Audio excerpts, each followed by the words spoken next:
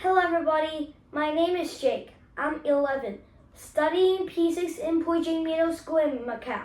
I want to participate in this space program because I love space and planets since young, and I want to go to space in person one day.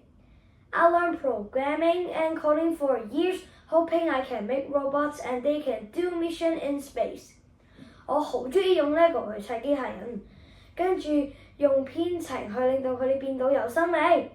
呢個係我砌嘅其中一個探測器同埋一個月球車。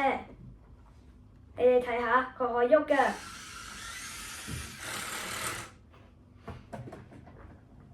之後我想用 LEGO 去砌一個太空船，帶佢哋兩個同埋我一齊飛到去 Kepler 22b。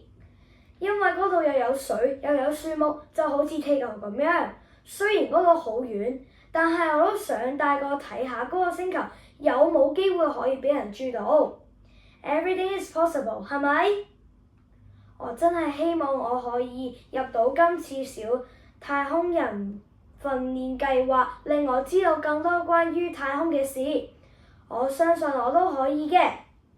It's possible！